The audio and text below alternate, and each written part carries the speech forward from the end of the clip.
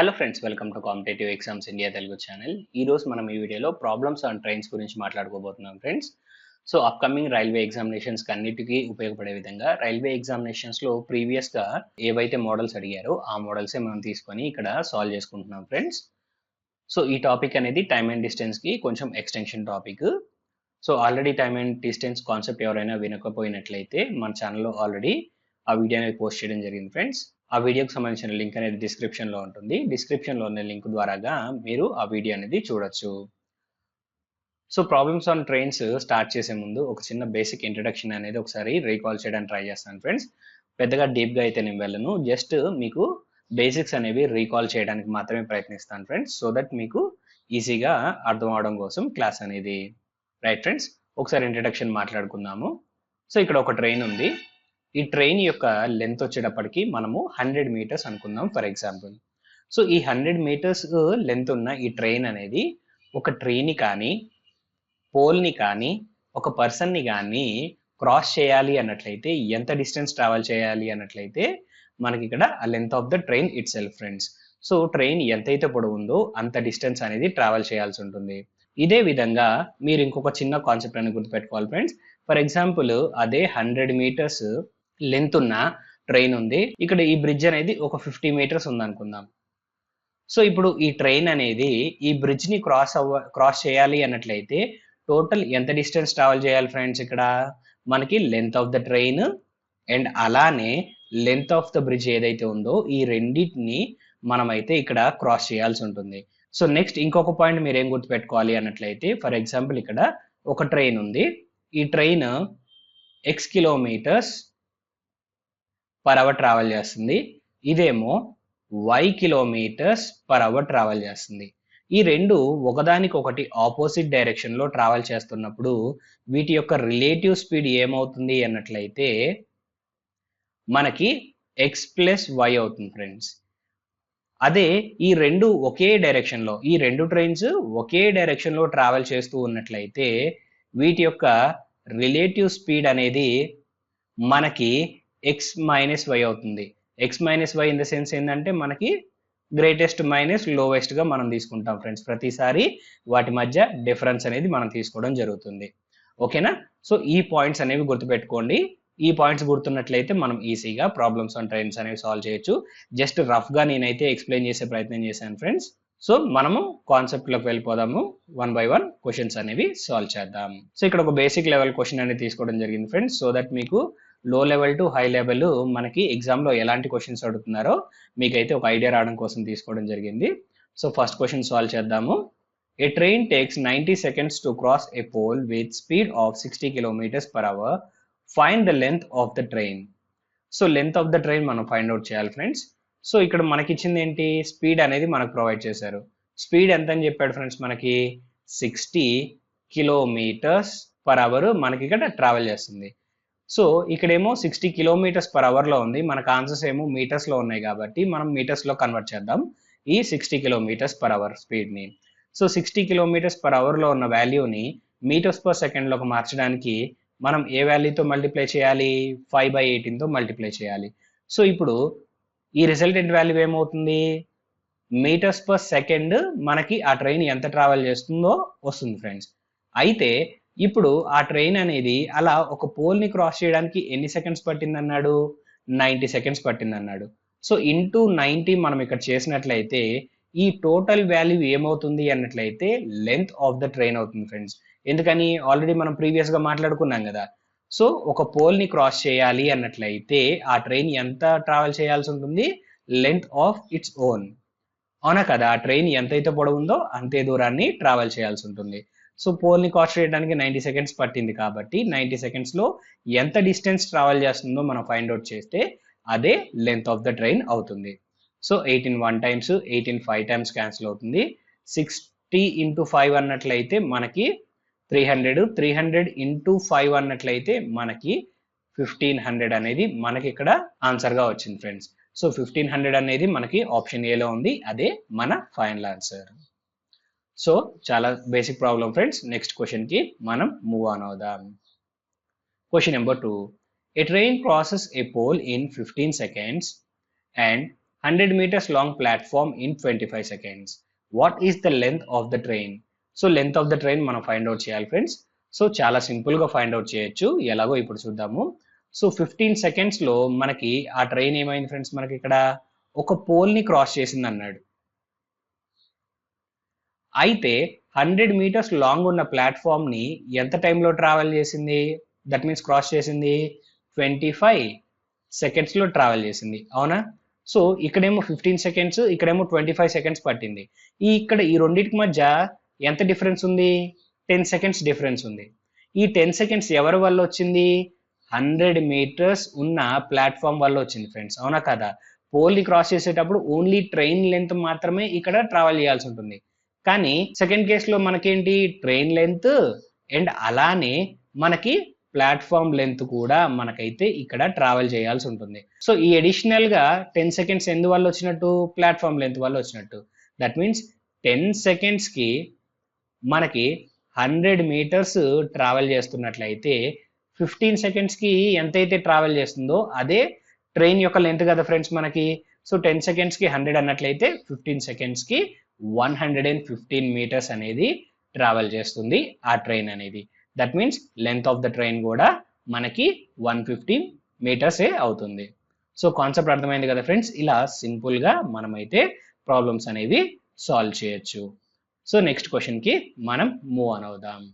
How many poles a train crosses when travelling with a speed of 45 kilometres per hour in 4 hours if the distance between two poles is 50 meters and poles are counting from starting? So ఇది కూడా చాలా important model friends. చాలా రిపీటెడ్గా అడుగుతున్నాడు time and distance లేదా problems on trains concept పైన. So ఈ ప్రాబ్లమ్కి solution అనేది ఆల్రెడీ టైమ్ అండ్ డిస్టెన్స్ వీడియోలో నేనైతే చెప్పడం జరిగింది. సో ఆ వీడియోకి సంబంధించిన లింక్ డిస్క్రిప్షన్లో ఉంది. ఆ లింక్ ద్వారాగా మీరు ఈ క్వశ్చన్కి సొల్యూషన్ అనేది తెలుసుకోవచ్చు ఫ్రెండ్స్. సో ఈ క్వశ్చన్ అనేది ఇక్కడ నేను స్కిప్ చేస్తున్నాను. మీరు ఈ క్వశ్చన్ని సాల్వ్ చేసి నాకు ఆన్సర్ కింద కమెంట్ సెక్షన్లో కమెంట్ చేయండి. సో నెక్స్ట్ క్వశ్చన్కి మనం మూవ్ ఆన్ అవుదాం friends. Right friends, question number 4. A train travels with a speed of 7 kilometers per hour. Another train travels with a speed of 14 kilometers per hour. If they cross each other, then find the average speed. ఇక్కడ మనం find out చేయమని ఏంటి? Average speed find out చేయమన్నాడు. So ఈ type of ప్రాబ్లమ్స్ని ఎలా solve చేయాలి అన్నట్లయితే చిన్న బేసిక్ ఫార్ములా గుర్తుపెట్టుకోండి ఫ్రెండ్స్. ఫార్ములా ఏంటి అన్నట్లయితే 2xy by x plus y. Already ఈ ఫార్ములాకి సంబంధించి మనం టైమ్ అండ్ డిస్టెన్స్ లో క్లియర్ గా మాట్లాడుకున్నాం ఫ్రెండ్స్. ఎప్పుడైనా సరే రెండు ఆబ్జెక్ట్స్ అనేవి రెండు ఈక్వల్ లెంత్స్ ని రెండు డిఫరెంట్ స్పీడ్స్ తోటి ట్రావెల్ చేస్తూ ఉన్నప్పుడు వాటి యావరేజ్ స్పీడ్ ఏమవుతుంది అన్నట్లయితే 2xy by x plus y అనే ఫార్ములాని యూజ్ చేసుకొని మనం ఫైండ్ అవుట్ చేస్తాం ఫ్రెండ్స్. సో ఇప్పుడు ఈ ఫార్ములాలో మనం జస్ట్ సింప్లిఫై చేద్దాం. 2 into 7 into 14 divided by 7 plus 14 అన్నట్లయితే మనకి 21 అవుతుంది ఫ్రెండ్స్. సో 7 2 టైమ్స్ క్యాన్సిల్ అవుతుంది, 7 3 టైమ్స్ క్యాన్సిల్ అవుతుంది. 2 into 7 14, 14 into 2 అన్నట్లయితే 28 divided by 3 kilometres per hour అనేది ఇక్కడ యావరేజ్ స్పీడ్ అవుతుంది ఫ్రెండ్స్. సో ఈ పాయింట్ అనేది అర్థమైంది కదా. నెక్స్ట్ క్వశ్చన్కి మనం మూవ్ ఆన్ అవుదాం. Right friends, a train starts from station A at a speed of 50 kilometers per hour. Another train starts from station B after 30 minutes at the speed of 150 kilometers per hour towards each other. Find the distance of their meeting points from station A. The distance between A and B is 725 kilometers. So ఇక్కడ station A అనేది ఒకటి ఉంది friends, station B అనేది ఒకటి ఉంది. ఈ రెండింటి మధ్య డిస్టెన్స్ 725 కిలోమీటర్స్. సో ఇక్కడ స్టేషన్ ఏ దగ్గర ఒక ట్రైన్ స్టార్ట్ అయింది. సో ఈ ట్రైన్ అనేది 50 కిలోమీటర్స్ పర్ అవర్ స్పీడ్తో ట్రావెల్ చేస్తుంది. సో ఈ train half an hour travel చేసిన తర్వాత మనకి స్టేషన్ బి దగ్గర ఇంకొక ట్రైన్ స్టార్ట్ అయింది. ఈ ట్రైన్ యొక్క స్పీడ్ 150 కిలోమీటర్స్ పర్ అవర్. అయితే ఈ రెండు ఒకదాన్నొకటి ఎక్కడో క్రాస్ అవుతాయి. ఈ క్రాస్ అయిన దగ్గర పాయింట్ ఏదైతే ఉందో ఈ పాయింట్ దగ్గర నుంచి స్టేషన్ ఏ వరకు ఎంత డిస్టెన్స్ ఉందో ఈ డిస్టెన్స్ని మనము ఫైండ్ అవుట్ చేసి చెప్పమని చెప్పేసి అడిగారు. సో ఇప్పుడు ఎలా సాల్వ్ చేయాలో చూడండి friends. So first half an hour ఎవరు ట్రావెల్ చేశారు? ఓన్లీ స్టేషన్ ఏ దగ్గర స్టార్ట్ అయిన ట్రైన్ మాత్రమే ట్రావెల్ చేసింది. ఎలా? 50 km/h స్పీడ్ తోటి. సో హాఫ్ అన్ అవర్ లో ఎంత ట్రావెల్ చేస్తుంది? ఓన్లీ 25 కిలోమీటర్సే కదా. గంటకి 50 కిలోమీటర్లు అంటే అరగంటకి 25 కిలోమీటర్లు మాత్రమే ట్రావెల్ చేస్తుంది. అయితే రిమైనింగ్ డిస్టెన్స్ ఎంత ఉంది ఫ్రెండ్స్? ఇక్కడ 700 కిలోమీటర్స్ ఉంది. రైట్, ఇక్కడ నుంచి మనకి రిలేటివ్ స్పీడ్ కాన్సెప్ట్ అనేది వర్కౌట్ అవుతుంది. ఎందుకన్నట్లయితే first half an hour only station A దగ్గర నుంచి ఉన్నదే స్టార్ట్ అయింది కాబట్టి ఇక్కడ రిలేటివ్ స్పీడ్ వర్కౌట్ అవ్వదు. హాఫ్ అన్ అవర్ తర్వాత సెకండ్ ట్రైన్ కూడా స్టార్ట్ అయింది కాబట్టి ఇక్కడ రిలేటివ్ స్పీడ్ కాన్సెప్ట్ అనేది వర్కౌట్ అవుతుంది. సో ఇప్పుడు రిలేటివ్ స్పీడ్ ప్రకారంగా ఆ రెండు ఎంత టైం తర్వాత మీట్ అవుతాయి అన్నట్లయితే టోటల్ డిస్టెన్స్ ఫ్రెండ్స్, అంటే రిమైనింగ్ డిస్టెన్స్ ఇక్కడ 700 kilometres divided by, so first train 50, second train 150, ఒకదానికొకటి ఆపోజిట్ గా ట్రావెల్ చేస్తున్నాయి కాబట్టి మనకి రిలేటివ్ స్పీడ్ ఎడిషన్ అవుతుంది. 50 + 150 అంటే 200. సో డిస్టెన్స్ బై మనం ఏం చేస్తున్నాం? స్పీడ్ వేస్తున్నాం. డిస్టెన్స్ బై స్పీడ్ అంటే మనకు ఏమొస్తుంది? టైం వస్తుంది. సో 0000 క్యాన్సిల్ అయిపోయింది. 3.5 టైమ్స్ మనకి 7 క్యాన్సిల్ అవుతుంది. దట్ మీన్స్ 3.5 hours తర్వాత ఆ రెండు ట్రైన్స్ మీట్ అవుతాయి ఫ్రెండ్స్. ఓకేనా? అయితే ఇప్పుడు స్టేషన్ ఏ దగ్గర నుంచి ఆ మీటింగ్ పాయింట్ ఎంత డిస్టెన్స్ లో ఉందో ఫైండ్ అవుట్ చేయాలి. అవునా? రైట్. ఇప్పుడు first half an hour only first train travel చేసింది, స్టేషన్ ఏ దగ్గర ఉన్నది. ఆ తర్వాత ఇంకొక 3.5 hours టైం పట్టింది. అంటే స్టేషన్ ఏ దగ్గర ఏదైతే ట్రైన్ స్టార్ట్ అయిందో ఆ స్టార్ట్ అయిన ట్రైన్ ఎన్ని అవర్స్ తర్వాత మనకి ఈ సెకండ్ ట్రైన్ ని క్రాస్ చేసింది ఫ్రెండ్స్? 4 hours తర్వాతే కదా. ఫస్ట్ ఇక్కడ ఒక హాఫ్ అన్ అవర్ ప్లస్ తర్వాత ఇంకొక 3.5 hours, టోటల్ 4 hours టైం పట్టింది ఆ ట్రైన్ కి సెకండ్ ట్రైన్ ని క్రాస్ అవ్వడానికి. మరి ఇది ఏ స్పీడ్ తో ట్రావెల్ చేస్తుంది? 50 km/h తోటి ట్రావెల్ చేస్తుంది. సో 4 hours 50 km/h లెక్కన ట్రావెల్ చేసినట్లయితే ఎంత డిస్టెన్స్ ట్రావెల్ చేస్తుంది ఫ్రెండ్స్? మనకి 200 కిలోమీటర్స్ ట్రావెల్ చేస్తుంది. సో ఆ రెండింటి మధ్య డిస్టెన్స్ ఎంత ఉంటుంది అన్నట్లయితే మనకి 200 కిలోమీటర్స్ అనేది మనకు ఉంటుంది ఫ్రెండ్స్. సో అర్థమైంది కదా. సో నెక్స్ట్ క్వశ్చన్ కి మనం మూవ్ ఆన్ అవుదాం. Right friends, train A of length 250 meters crosses a pole in 25 seconds. Train B travels at the same speed, crosses 400 meters long platform in 1 minute. Find the time taken by train B to cross the train A if the train A is stationary. So train A అనేది కదలకుండా ఉన్నట్లయితే ఎంత టైంలో train B అనేది cross అవుతుందో find out చేయాలి friends. So ఇక్కడ మనకి ఏమని చెప్పాడు? ట్రైన్ ఏ మనకి 25 seconds లో 250 meters ట్రావెల్ చేస్తుంది. అంటే మనకి స్పీడ్ ఏమవుతుంది ఫ్రెండ్స్? మనకి ఇక్కడ 250 meters ని 25 seconds లో ట్రావెల్ చేసింది అన్నట్లయితే మనకి 10 meters per second తోటి మనకైతే ఇక్కడ ఆ ట్రైన్ ఏ అనేది ట్రావెల్ చేస్తుంది. సో ఈ పాయింట్ ని బేస్ చేసుకొని మనము ట్రైన్ బి యొక్క స్పీడ్ కూడా మనకి 10 meters per second అని డిసైడ్ చేయగలుగుతాం ఫ్రెండ్స్. ఎందుకని? అట్ సేమ్ స్పీడ్ ఆ రెండు ట్రావెల్ చేస్తున్నాయి అన్నాడు కాబట్టి. అయితే ఇక్కడ 400 meters లాంగ్ ఉన్న ప్లాట్ఫామ్ ని క్రాస్ చేయడానికి ఎంత టైం పట్టింది అన్నాడు? 1 minute పట్టింది అన్నాడు. సో 1 minute అంటే ఎంత ఫ్రెండ్స్? మనకి 60 seconds. 1 second 10 meters లెక్కన 60 seconds కి టోటల్ మనకి 600 meters ట్రావెల్ చేస్తుంది ట్రైన్ బి. సో ఈ 600 meters లో మనకి ఏమేమి ఉంటాయి? Platform length 400 meters plus train length. So platform length 400 అన్నట్లయితే ఆ 400 meters ని మనము ఈ 600 లోంచి రెడ్యూస్ చేస్తే మనకేమొస్తుంది ఫ్రెండ్స్? ఇక్కడ మనకి ట్రైన్ బి యొక్క లెంత్ అనేది వస్తుంది. సో ఆ లెంత్ ఎంత ఉంది ఫ్రెండ్స్? మనకి ఇక్కడ 200 meters ఉంది. అయితే ఇప్పుడు మనం ఫైండ్ అవుట్ చేయాల్సింది ఏంటి? Find the time taken by train B to cross train A. So ఈ రెండు ట్రైన్స్ ఒకదాన్ని ఒకటి క్రాస్ అవ్వడానికి ఎంత టైం పడుతుందో మనం ఫైండ్ అవుట్ చేయాలి.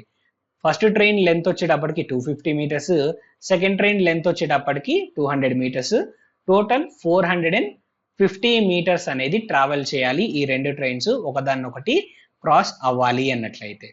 అయితే ఇందులో మనకు చెప్పింది ఏంటి? ట్రైన్ ఏ స్టేషనరీగా ఉన్నట్లయితే ఎంత టైం పడుతుందో ఫైండ్ అవుట్ చేయమన్నాడు. సో అప్పుడు ఓన్లీ మనం ఏం కన్సిడర్ చేయాలి? ట్రైన్ బి యొక్క స్పీడ్ మాత్రమే కన్సిడర్ చేయాలి. ట్రైన్ బి యొక్క స్పీడ్ ఏమవుతుంది ఫ్రెండ్స్? ఇక్కడ 10 meters per second. So 450 divided by 10 చేస్తే మనకి ఆన్సర్ అనేది వచ్చేస్తుంది. సో 450 డివైడెడ్ బై 10 అంటే వాల్యూ ఎంత ఫ్రెండ్స్, మనకి 45 సెకండ్స్ అనేది ఇక్కడ మనకు వస్తున్న ఫైనల్ ఆన్సర్. సో కాన్సెప్ట్ అర్థమైంది కదా ఫ్రెండ్స్. సో ట్రైన్ బి యొక్క లెంత్ కనుక్కొని రెండు లెంత్ల్ని యాడ్ చేసి స్పీడ్తో డివైడ్ చేసినట్లయితే మనకి ఫైనల్ ఆన్సర్ వచ్చేస్తుంది. సో ఈ కాన్సెప్ట్ అనేది అర్థమైందని ఆశిస్తున్నాను. నెక్స్ట్ క్వశ్చన్కి మనం మూవ్ ఆన్ అవుదాం. Right friends, 7th question. At starting, 1/3 of the passengers left and 96 passengers boarding in the train. Again, 1/2 of the passengers left and 12 passengers boarding in the train.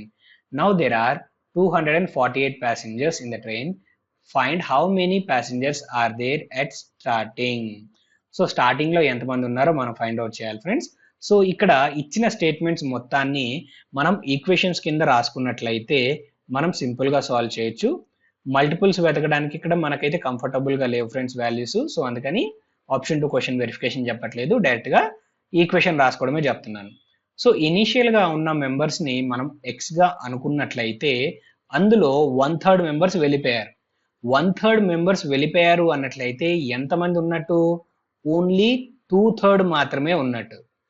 ఈ 2/3 members ఎవరైతే ఉన్నారో వీరికి 96 మెంబర్స్ని add చేసినట్లయితే మనకి first statement అయిపోతుంది friends. So 1/3 వెళ్ళిపోయిన తర్వాత 2/3 ఉన్నారు, ఈ 2/3కి 96 మెంబర్స్ యాడ్ అయ్యారు.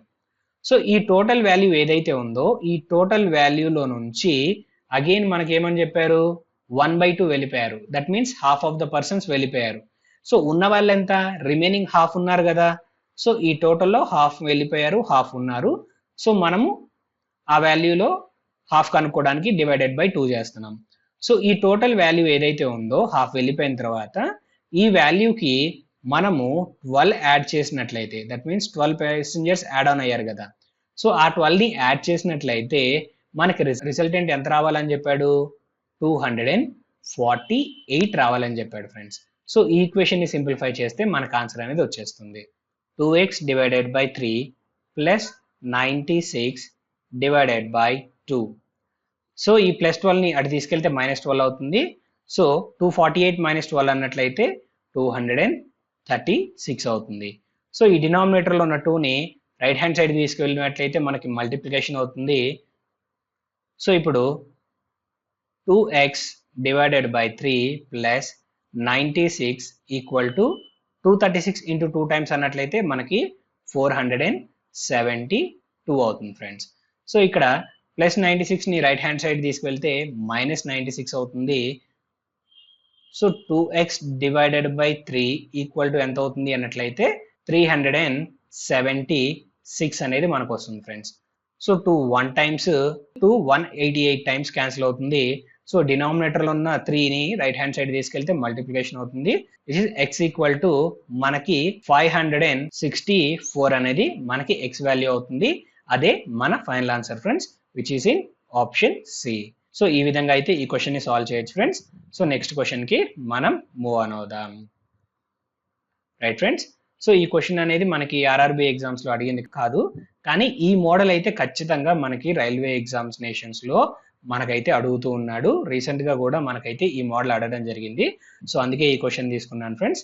సో జాగ్రత్తగా గమనించండి, సింపుల్ ప్రాబ్లమే కానీ అర్థం చేసుకోవాల్సి ఉంటుంది. సో ఇక్కడ మీరు గమనించినట్లయితే 2 trains whose respective lengths are 200 meters and 400 meters crosses each other in 10 seconds when they are moving in opposite direction and in 60 seconds when they are moving in same directions. What is the speed of fastest train? So ఈ రెండు trains ఒకదాన్నొకటి cross అవ్వాలి అన్నట్లయితే ఎంత distance travel చేయాలి friends? ఖచ్చితంగా 600 meters అనేది travel చేయాల్సి ఉంటుంది, length of the first train plus second train కాబట్టి. సో ఇక్కడ మనము రిలేటివ్ స్పీడ్ కనుక్కుందాం ఫ్రెండ్స్. సో ఫస్ట్ కేసులో మనకి రిలేటివ్ స్పీడ్ ఏమవుతుంది, రెండు ఒకదానికొకటి ఆపోజిట్ డైరెక్షన్ లో ట్రావెల్ చేస్తున్నాయి కాబట్టి x ప్లస్ y అనుకుందాము. టోటల్ లెంత్ మనకి 600 meters ట్రావెల్ చేయాలి. 10 seconds లో మనకు అది రెండు ట్రావెల్ చేసాయి అన్నట్లయితే సో స్పీడ్ ఏమవుతుంది అప్పుడు 60 meters per second ట్రావెల్ చేస్తున్నాయి. ఓకేనా. సెకండ్ కేసులో మనకి x మైనస్ వైగా తీసుకుంటున్నాను రిలేటివ్ స్పీడ్ అనేది, రెండు ఒకే డైరెక్షన్లో ట్రావెల్ చేస్తున్నాయి కాబట్టి. సో 600 మీటర్స్ ట్రావెల్ చేయడానికి మనకి 60 సెకండ్స్ టైం పట్టింది. దట్ మీన్స్ మనకి ఇక్కడ ఏ స్పీడ్తో ట్రావెల్ చేస్తున్నాయి అన్నట్లయితే 10 మీటర్స్ పర్ సెకండ్ స్పీడ్ తోటి మనకి ట్రావెల్ చేస్తున్నాయి ఫ్రెండ్స్. సో ఇక్కడ మనకు కావాల్సింది ఏంటి? ఫాస్టెస్ట్ ట్రైన్ వాల్యూ మనం ఏమనుకున్నాము? మనం ఎక్స్ అనుకున్నాం ఫ్రెండ్స్. సో ఎక్స్ అనుకున్నాం కాబట్టి ఈ రెండింటిని యాడ్ చేస్తే మనకు ఫైనల్ ఆన్సర్ వచ్చేస్తుంది. సో -y + y క్యాన్సిల్ అవుతుంది. 2x = 60 + 10 అన్నట్లయితే మనకి 70 metres per second. So 1 times 35 times cancel అవుతుంది. సో ఫాస్టెస్ట్ ట్రైన్ ఏ స్పీడ్తో ట్రావెల్ చేస్తుంది అన్నట్లయితే 35 మీటర్స్ పర్ సెకండ్ స్పీడ్తో అయితే మనకి ట్రావెల్ చేయడం జరుగుతుంది. సో ఇక్కడ రిలేటివ్ స్పీడ్ కాన్సెప్ట్ని యూజ్ చేసుకుని మనం ప్రాబ్లం అయితే సాల్వ్ చేసాం ఫ్రెండ్స్. సో మీకు కాన్సెప్ట్ అనేది అర్థమైందని ఆశిస్తున్నాను. సో ఈ వీడియో కనుక మీకు నచ్చినట్లయితే please like, share and subscribe to our channel. Thank you.